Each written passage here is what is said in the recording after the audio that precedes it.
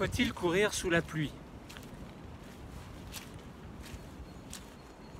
Le cycle de l'eau, tout le monde connaît le cycle de l'eau, évidemment. Mais est-ce qu'on peut construire le cycle de l'eau à partir d'un corps humain qui vient, par exemple, de faire une activité sportive? D'abord, c'est quoi le corps humain? C'est plein de choses que je ne vais pas expliquer aujourd'hui, mais entre autres, c'est beaucoup d'eau aussi. Alors si on dit par exemple il y a 70 à 80% d'eau dans un corps humain, on n'est pas loin de la vérité. Donc est-ce que je peux dire que moi, je fais partie du cycle de l'eau? Eh bien oui.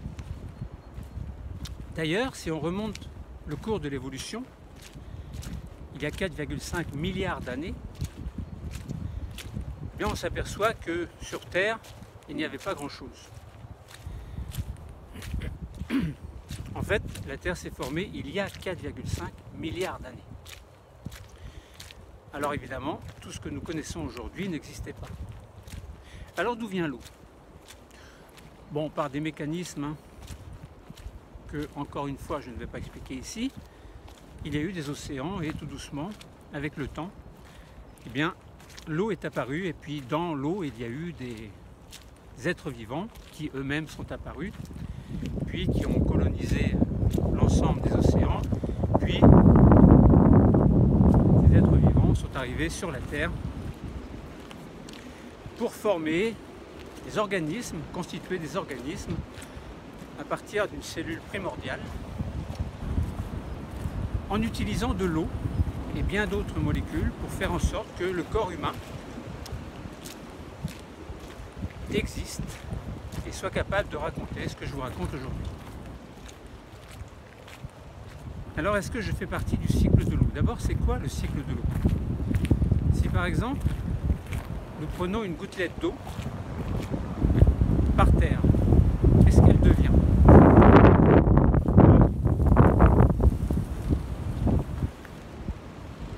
Et oui, il y a du vent. Donc si nous prenons une gouttelette d'eau par terre, qu'est-ce qu'elle devient? Je regarde le sol et je vois une goutte d'eau, il ne se passe rien. L'eau, elle reste là. Alors, c'est quoi le cycle de l'eau? Le cycle de cette goutte d'eau là, comment se fait-il que cette goutte soit arrivée ici, par terre, à un endroit précis? Alors vous allez me dire, eh bien, quand il pleut, il y a de l'eau par terre. Et parmi toute cette eau, cette étendue d'eau, il y a cette fameuse goutte d'eau. Alors vous allez dire, facile, ça vient des nuages. Puisque quand on regarde les nuages, eh bien, on voit qu'ils sont blancs, gris, noirs. On s'aperçoit que lorsqu'il pleut, eh bien, c'est plutôt parce que les nuages sont grisâtres. Alors on se retrouve dans un champ, par exemple, ici, avec des grandes flaques d'eau. Et ces flaques d'eau sont constituées de milliards de petites gouttelettes d'eau.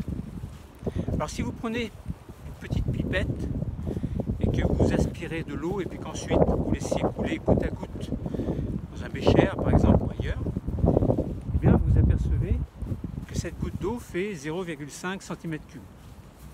Si je ne me trompe pas, évidemment. À peu près en tout cas. Donc cette eau, eh bien, vient des nuages, vous avez raison. Elle est tombée par terre et elle se retrouve là où vous la montrez.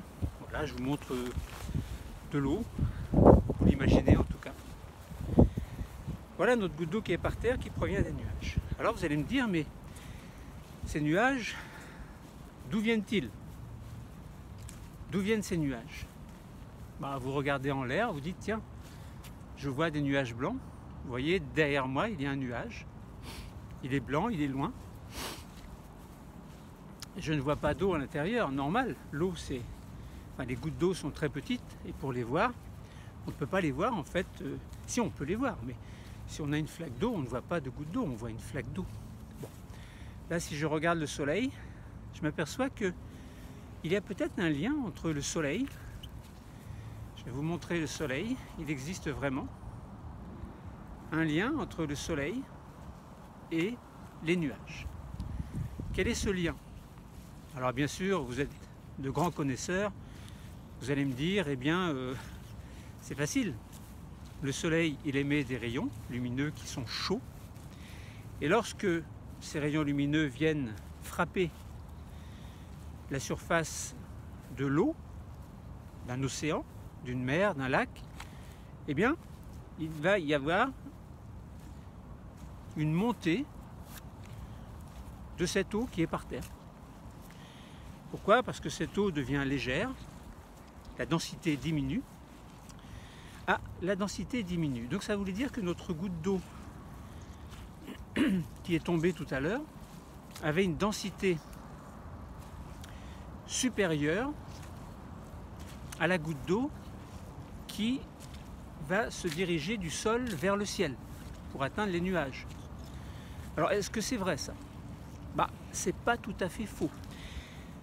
Lorsque de la chaleur, si vous allumez par exemple une plaque électrique, vous mettez à 100 degrés, vous mettez de l'eau dans une casserole, il arrive un moment où cette eau elle va prendre la température de 100 degrés et il va y avoir ce que l'on appelle une évaporation. Donc l'eau va s'évaporer. Pourquoi? Parce qu'il y a de la chaleur qui a fait en sorte que les molécules d'eau, donc H2O, un atome de dioxygène relié à 2 hydrogènes, eh bien ces molécules vont bouger et elles vont avoir tendance à occuper l'espace qui est disponible, c'est-à-dire l'espace de la cuisine par exemple qui est disponible. Et si l'on transpose cette chaleur au soleil qui vient frapper une surface qui contient de l'eau, eh bien ça veut dire que les molécules d'eau vont s'échauffer, elles vont se mettre à bouger beaucoup, et à force de bouger, eh bien elles vont finir par s'échapper de la surface liquide pour aller monter dans l'atmosphère, et selon sa densité, selon la chaleur qui a fait que cette goutte d'eau monte, selon la quantité de chaleur qu'elle a acquis, qu'elle a agglomérée entre guillemets en elle, eh bien cette énergie va faire en sorte que l'eau va monter plus ou moins loin, plus ou moins haut. Imaginons qu'on a un rayon de soleil qui fait qu'une goutte d'eau monte, et imaginons que je refroidis immédiatement. Qu'est-ce qui va se passer? Eh bien ma goutte d'eau va retomber par terre. Pourquoi? Parce que les molécules qui ont perdu cette énergie, donc cette chaleur, eh bien, vont moins bouger entre elles, et il va y avoir à ce moment-là une augmentation de la densité des molécules. Donc par centimètre cube, par exemple, il y aura beaucoup plus de molécules d'eau froides que par rapport à 1 cm3 par exemple qui est d'eau qui est très chaude, où les molécules vont avoir tendance à bouger et à se disperser pour aller occuper tout l'espace qui est disponible. Et là, à partir d'une flaque d'eau, l'espace qui est disponible lorsque de l'eau s'élève vers le ciel, eh bien c'est simplement l'atmosphère. Donc dans cette atmosphère, il y a beaucoup de molécules d'eau qui sont entre la surface du sol, par exemple au niveau d'une flaque d'eau, mais pas que ça. Ça peut être là, par exemple, il y a de l'herbe autour de moi, des arbres. Eh bien, sur l'herbe, par exemple, je vois qu'il y a des gouttelettes d'eau où je ne vois pas, mais je sais qu'il y en a. Il y en a beaucoup. Il a plu, je sais qu'il y en a. Et même s'il n'a pas plu, même s'il ne pleut pas, je sais qu'il y en a. Parce que les plantes, pour vivre, ont besoin d'eau. Donc si on regardait avec un super microscope, eh bien, on s'apercevrait, on pourrait voir les molécules H2O, bon, ce qui est impossible, parce que c'est beaucoup trop petit. Bon, donc ce que je vous disais, c'est que notre molécule d'eau qui a réussi à s'échapper de la surface du sol, grâce à la chaleur du soleil, eh bien, va occuper l'espace qui lui est destiné selon sa densité. Si la chaleur est très importante, si les molécules d'eau, parce qu'il ne faut pas oublier que le soleil, il est très loin, il est très loin, la Terre est là, et la molécule d'eau, elle, qui s'échappe de l'atmosphère, enfin dans l'atmosphère, si le soleil continue à chauffer l'atmosphère, eh bien cette molécule d'eau va monter de plus en plus haut. Et si on fait le même raisonnement pour toutes les molécules d'eau qui subissent l'action de la chaleur du soleil, par exemple, eh bien toutes vont pouvoir monter plus ou moins en même temps, avec des temps de latence évidemment. Imaginons une première montée de 100 milliards de molécules qui vont vers le haut. Eh bien, vous allez avoir à un moment donné formation de ce que l'on appelle les nuages. Donc les nuages sont des agglomérations de molécules d'eau, voilà, qui sont là tout ensemble et qui ont une certaine densité qui fait que le nuage, par exemple, il est à 500 mètres ou il est à 1 km ou 2 km.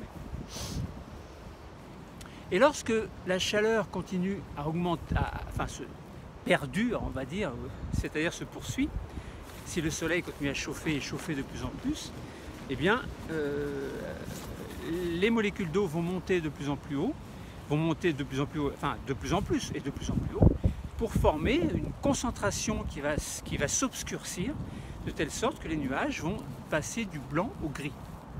Alors là autour de moi, pour l'instant, il n'y a pas trop de nuages gris, les nuages sont plutôt blancs, et vous voyez qu'il y a du soleil. Il y a du soleil. Voilà, donc il n'y a pas de pluie, il ne pleut pas. Bon, tout à l'heure, quand j'ai couru, il y avait de la grêle. J'ai boulé de mars, et pourtant on est au mois de février encore, mais on est presque au mois de mars. Donc bon, ça, la grêle se forme par un mécanisme que je ne vais pas expliquer aujourd'hui. Mais ce que je veux dire, c'est qu'il y a une relation entre mon eau. Tout à l'heure, j'avais parlé d'une goutte d'eau, et je dis, mais qu'est-ce qui fait que cette goutte d'eau va monter dans le cycle de l'eau? Eh bien, c'est la chaleur qui fait monter l'eau vers le haut. Donc voilà, donc on a dit, il y a des nuages sombres, il y a quelques nuages sombres derrière, je ne sais pas si vous les voyez. Bon, donc ces nuages sombres, qui sont de plus en plus sombres, vont à un moment donné laisser tomber les molécules d'eau. Pourquoi? Parce que cette concentration de molécules en hauteur va faire en sorte qu'à un moment donné, ces molécules d'eau vont tellement être tassées que ça va pouvoir former des gouttelettes un petit peu plus grosses. Et puis à un moment donné, avec le froid qui va régner, parce que plus on monte vers le haut et plus il fait froid, alors vous allez me dire, après on se rapproche du soleil et plus on va vers le haut et plus on a froid. Ah oui, parce qu'il y a des barrières, il y a des stratifications au niveau de l'atmosphère qui font en sorte qu'à certaines hauteurs, il fait très très froid et d'autres hauteurs, il fait plus chaud. Bon, bref, on ne va pas philosopher là-dessus. Imaginons, donc on a un nuage blanc, puis le nuage devient gris, puis noir, parce que les molécules d'eau continuent à se concentrer. Bien à un moment donné, les molécules d'eau vont se mettre à tomber. Voilà, tout simplement. Et ça va être ce que l'on appelle la pluie. Il va pleuvoir, et donc là je vais me retrouver avec des gouttes d'eau par terre, dont ma fameuse goutte d'eau de départ, qui a eu comme cycle un échauffement, donc elle est tombée d'abord. Bon, donc imaginons que je pars de la gouttelette d'eau qui est par terre, elle est par terre, je la vois, j'observe les rayons lumineux qui vont frapper, qui vont la chauffer. Cette goutte d'eau, je peux m'imaginer qu'elle s'élève vers le haut, elle va atteindre tout là-haut un endroit pour former avec d'autres gouttelettes d'eau un nuage. Et puis la concentration des molécules d'eau vont faire en sorte qu'à un moment donné, cette gouttelette d'eau, dans un nuage noir ou sombre, va pouvoir retomber. Alors pas forcément au même endroit, ça peut être ailleurs. Alors vous allez me dire, à ce moment-là, c'est pas un cycle, parce que si je regarde ma gouttelette d'eau à un endroit, elle ne retombe pas exactement au même endroit. Donc là je raisonne, par exemple, si on a un univers à une dimension, je dis, là on est bien dans un univers à 3 dimensions. On n'est pas à 2 dimensions. Ah, vous allez me dire, non, il y a 4 dimensions, il y a plus de dimensions, il y a tout ce qu'on ne perçoit pas. Bon, vous avez sans doute raison. Mais là, si je raisonne avec ma gouttelette d'eau que je vois par terre, elle est par terre. Et si je raisonne dans un univers à une dimension, elle monte à la verticale, elle chauffe, donc elle monte à la verticale, elle atteint un sommet à la verticale, elle refroidit, elle redescend. Et on est, à ce moment-là, on est dans un monde à une dimension. Or, ce n'est pas le cas, on est dans un monde à 3 dimensions. Ma gouttelette d'eau, dès l'instant où elle monte déjà sous forme de vapeur, elle va aller à droite et à gauche, elle va suivre le mouvement du vent. Le vent, c'est quoi? C'est un contraste entre des masses d'air chaudes et froides. Donc, les vents sont créés par des différences de température au niveau de l'atmosphère. Cette gouttelette d'eau, pas cette gouttelette d'eau, cette molécule d'eau. Parce qu'on dit, c'est pas la goutte d'eau qui monte, ce sont les molécules. Au sein de la goutte d'eau, en fait, il y a des molécules, et ce sont les molécules d'eau qui vont monter à partir de cette molécule les unes après les autres. Et comme dans une goutte d'eau, il y a des milliards de molécules d'eau, eh bien, cette goutte d'eau n'existera plus, puisqu'elle se sera dispersée sous forme de milliards de molécules. Donc, vous voyez, c'est un niveau de plus au niveau de l'explication.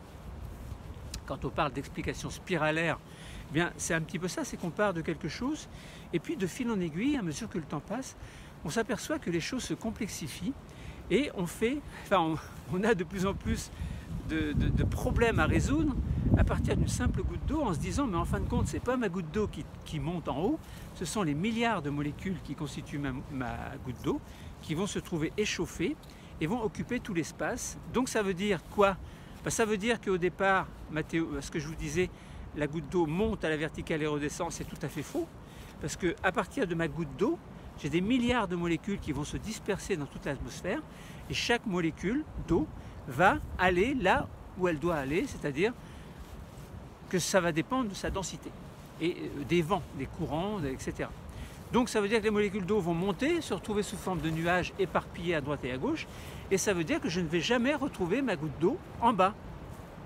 Ça veut dire que mes milliards de molécules d'eau vont se trouver dispersées avec d'autres milliards de molécules d'eau qui proviennent d'autres gouttes d'eau, donc d'un ensemble de flaques d'eau, et donc l'ensemble des flaques d'eau réunies à un endroit va constituer par exemple une mer, un océan, par exemple l'océan Atlantique, la mer Méditerranée, etc. Donc vous voyez que mes milliards de molécules d'eau, en fait, eh bien, se retrouvent concentrées à des endroits et se retrouvent rassemblées à d'autres endroits avec d'autres molécules qui viennent d'ailleurs. Et ces nuages donc, sont donc une concentration de molécules qui viennent de différents endroits. La pluie, c'est quoi? C'est de l'eau qui va tomber. Ces molécules d'eau qui se concentrent vont se retrouver sur le sol et il va y avoir une diversification de toutes ces molécules. Enfin, si on devait donner un nom à chaque molécule, on s'apercevrait qu'on n'a jamais les mêmes combinaisons aléatoires, on va dire, en partie, qui ont fait que toutes ces molécules en hauteur et dans l'atmosphère se sont retrouvées ensemble. Donc finalement, si on raisonne bien, j'ai ma gouttelette d'eau qui est par terre, elle monte, non, elle ne monte pas, les milliards de molécules qui constituent cette goutte d'eau vont monter, elles, vont s'éparpiller dans l'atmosphère et se retrouver sous forme de nuages. Bon, alors après, donc, l'eau tombe, donc je me retrouve avec des gouttes d'eau par terre, et je me retrouve avec une goutte d'eau que je prends au hasard. Mais ce n'est pas la même que ma goutte d'eau de départ. Ce qui fait que mes deux gouttes d'eau sont séparées quelquefois par un nombre de kilomètres très important. Si par exemple je prends la mer Méditerranée, il a fait très très chaud l'été 2019, eh bien, il y a eu une énorme évaporation d'eau, un échauffement de la mer, et beaucoup de molécules d'eau sont montées vers le ciel, et puis à un moment donné, il faut bien que ça retombe. Hein. Alors, on parle de dérèglement du climat, de réchauffement climatique, etc. Bien évidemment, s'il fait de plus en plus chaud sur la Terre, il va y avoir de plus en plus d'eau qui va monter vers le ciel, et à un moment donné, il faut bien que ça retombe. D'où les inondations, les catastrophes naturelles dues à des éboulements de terrain. Pourquoi? Parce qu'il y a des glissements de terrain dus à de l'eau, encore une fois. Alors voilà, donc le cycle de l'eau par rapport à ma gouttelette d'eau, eh bien, il faut imaginer que à partir de ma goutte d'eau, il y a des milliards de gouttes d'eau qui vont s'évaporer, qui vont monter en hauteur, et une autre goutte d'eau à 1000 km par exemple se retrouve par terre. Eh bien cette molécule d'eau, cette gouttelette d'eau, va à son tour pouvoir subir un transport comment? Eh bien imaginons qu'il n'y a pas de soleil, il fait froid, très froid ou plus ou moins froid, bon il fait 15 degrés admettons, bon c'est pas une température propice à la montée de l'eau dans l'atmosphère, enfin des molécules d'eau dans l'atmosphère. Alors imaginons un ruisseau. Ma gouttelette d'eau, elle tombe par terre et puis elle est emportée dans un ruisseau. Alors là, vous avez compris, mon ruisseau, il coule comment? Du bas vers le haut ou du haut vers le bas? Bien, il coule toujours, enfin un ruisseau coule S'il coule, ça veut dire qu'il y a une pente. Donc ça veut dire que il y a une différence il y a une dénivellation entre deux portions de terrain, et on part de l'amont pour aller vers l'aval. Donc ma goutte d'eau tombe, par exemple, imaginons, elle tombe dans un ruisseau qui est situé en hauteur. Un petit ruisseau, par exemple, qui est très haut en montagne. Voilà, elle tombe, et qu'est-ce qu'elle devient? Eh bien, cette goutte d'eau va se mélanger à d'autres gouttelettes, donc à la flaque d'eau, et puis à un moment donné, eh bien, cette goutte d'eau n'existe plus, tout simplement parce que tout se trouve dispersé sous forme liquide. Toutes ces molécules d'eau n'ont pas de distance suffisante entre elles. Pourquoi? Donc elles bougent un petit peu, mais elles bougent moins parce qu'il n'y a pas trop d'énergie. Et bien à ce moment-là, eh bien, toutes ces gouttes d'eau qui sont concentrées pour former un liquide vont se trouver emportées vers le bas. Voilà, donc par les courants d'eau. Donc le ruisseau continue sa descente, il arrive dans une rivière, un torrent, etc. Puis à un moment donné, il arrive en bas de la montagne, et puis soit le terrain est plat, dans ce cas, eh bien, on a une étendue d'eau qui va se former avec une sédimentation, entre parenthèses, d'autres particules. Mais en tout cas, il y a toujours cette eau là, qui stagne, ou au contraire, qui va aller se jeter, alors au niveau d'un estuaire, au niveau, etc., il y a plein de possibilités, et qui va se retrouver à un moment donné dans la mer, par exemple, ou dans un océan. Donc si on part d'une chaîne de montagnes, que ce soit les Alpes, que ce soit les Pyrénées, que ce soit l'Auvergne, eh bien, il y a des rivières qui coulent, des torrents, des cascades, et toute cette eau se retrouve à un moment donné, tout en bas, en aval, là où elles vont soit stagner, et puis subir à nouveau un réchauffement du soleil, et à ce moment-là monter en l'air, etc. Bon, ou alors simplement rester là où elles sont, s'il n'y a pas trop de courant, ou au contraire se trouver emportées très loin, par exemple dans un océan. Donc voilà, c'est pas simple de faire le cycle de l'eau, hein, c'est parce que quand on réfléchit bien, on s'aperçoit que c'est impossible de dire j'ai une goutte d'eau et elle va revenir ici. Non, c'est pas possible. On a beau vous expliquer tout ce que l'on peut vous expliquer dans les cours de sciences de la vie de la Terre ou géographie, etc. Non, on ne peut pas faire un cycle de l'eau et comprendre un cycle de l'eau. On peut faire que des analogies, faire comme si je voyais une goutte d'eau et comme si le lendemain je viens au même endroit, je revois une goutte d'eau, je fais comme si c'était la même goutte d'eau. Mais c'est pas vrai, c'est pas ça du tout. Le cycle de l'eau, c'est beaucoup plus compliqué. Voilà, alors au départ, je vous ai dit, est-ce que moi, par exemple, qui fais du sport, ou vous qui faites du sport, est-ce que vous contribuez à entrer dans ce cycle de l'eau? Je vous ai dit, bon, je vous ai formulé quoi comme problème au départ? Est-ce qu'il faut courir sous la pluie?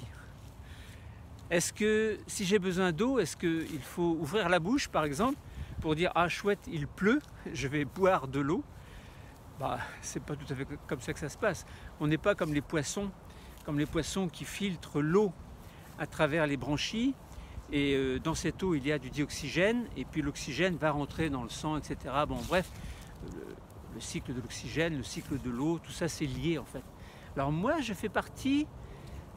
je suis un organisme qui est constitué de combien? 70-80% d'eau, ça dépend. Bon, entre 60 et 70, 80. Bon, 80 c'est peut-être un peu beaucoup. Alors j'ai plus les valeurs exactes, hein, ça fait, bon je l'ai su, mais bon. En tout cas il y a beaucoup d'eau. Hein, dites-moi c'est combien? Je me souviens plus exactement. 60, 70, bon. Sachant que les valeurs varient d'un organisme à l'autre. Bon. Donc est-ce que je fais partie du cycle de l'eau? Eh bien oui. Oui, parce que quand on fait du sport, est-ce qu'on peut faire du sport sous la pluie? Eh bien oui, on peut faire du sport sous la pluie évidemment, ça n'a rien à voir avec le cycle de l'eau. Si, un petit peu, parce que lorsque je cours, je transpire, je libère de l'eau. Pourquoi? Parce que lorsque je cours, il y a de l'énergie qui se met en place qui est libérée en fait à partir des cellules musculaires. Et cette énergie, elle vient d'où? Elle vient simplement de la respiration cellulaire, c'est-à-dire que les cellules vont, à partir du dioxygène et du glucose, créer de l'énergie. Mais en parallèle à la création de cette énergie, il va y avoir une libération de dioxyde de carbone et d'eau. Donc je libère de l'eau. Donc je suis un peu comme ma goutte d'eau qui libère des milliards de molécules d'eau. Je suis un organisme qui libère des molécules d'eau par la transpiration, par exemple. Donc je contribue au cycle de l'eau. Alors après, ces gouttes d'eau qui s'en vont, elles vont où? Bien, elles s'en vont alors, dans l'atmosphère ou elles vont dans mes vêtements. C'est pour ça qu'on est mouillé quand on a fait du sport. On transpire. Voilà, on transpire, donc il y a de l'eau qui s'échappe de notre corps. Bon, voilà, il va bientôt pleuvoir, je vais bientôt arrêter. D'ailleurs, vous voyez les nuages gris qui sont derrière. Là, alors, il y a des nuages blancs. Et derrière, il y a des nuages gris qui m'attendent. Alors, je ne sais pas si je vise bien. Bon, donc ça veut dire que cette eau que je perds, il faut que je la récupère en buvant. Alors on nous dit qu'il faut boire 1,5 litre d'eau par jour. Alors évidemment, il y a des gens qui sont très méthodiques. Ils ont leur bouteille d'eau et ils boivent 1 litre d'eau par jour. Alors bon, est-ce qu'il faut boire 1 litre d'eau par jour?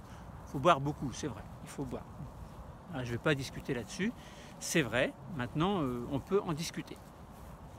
Mais c'est vrai qu'il faut récupérer à un moment donné l'eau que l'on perd. Bon. Donc je contribue au cycle de l'eau. Est-ce que je peux courir quand il pleut? Eh bien oui, je peux courir quand il pleut, il n'y a pas de problème. Est-ce qu'il faut bien se couvrir quand il pleut? Faites ce que vous voulez. Allez, à bientôt.